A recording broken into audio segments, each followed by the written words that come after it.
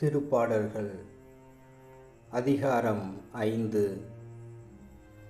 பாதுகாப்புக்காக மன்றாடல். ஆண்டவரே, என் விண்ணப்பத்திற்கு செவி சாய்த்தருளும். என் பெருமூச்சை கவனித்தருளும். என் அரசரே, என் கடவுளே, என் கெஞ்சும் குரலை உற்று கேளும். ஏனெனில் நான் உம்மை நோக்கியே மன்றாடுகின்றேன்.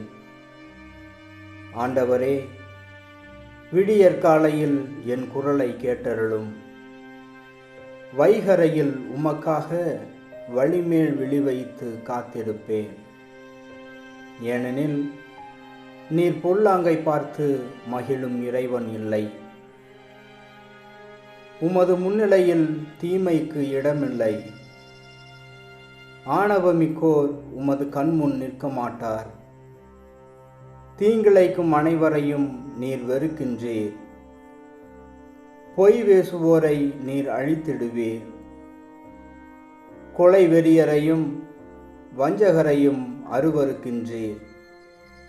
நானோ உம் பேரருளால் உமது இல்லம் சென்றிடுவேன்.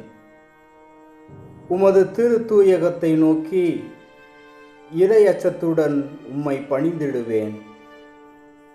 ஆண்டவரே, எனக்கு பகைவர் பலர் இருப்பதால் உமது நீதியின் பாதையில் என்னை நடத்தும். உமது செம்மையான வழியை எனக்கு காட்டியருளும். ஏனெனில் அவர்கள் வாயில் உண்மை இல்லை. அவர்கள் உள்ளம் அழிவை உண்டாக்கும். அவர்கள் தொண்டை திறந்த பிணக்குழி. அவர்கள் நா வஞ்சகம் பேசும். கடவுளே, அவர்களின் குற்றங்களுக்குரிய தண்டனையை அவர்களுக்கு அளியும். அவர்கள் தங்கள் சூழ்ச்சிகளாலேயே வீழ்ச்சியுறட்டும். அவர்களுடைய ஏராளமான தீச்செயல்களை முன்னிட்டு அவர்களை புறம்பே தள்ளிவிடும். ஏனெனில் அவர்கள் உம்மை எதிர்த்துள்ளார்கள். ஆனால் உம்மிடம் அடைக்கலம் புகுவோர் அனைவரும் மகிழ்வர். அவர்கள் எந்நாளும் கழித்து ஆர்ப்பரிப்பர். நீர் அவர்களை பாதுகாப்பீர். உமது பெயரில் பற்றுடையோர் உம்மில் அக்களிப்பர். ஏனெனில் ஆண்டவரே, நேர்மையாளர்க்கு நீர் ஆசி வழங்குவீர்.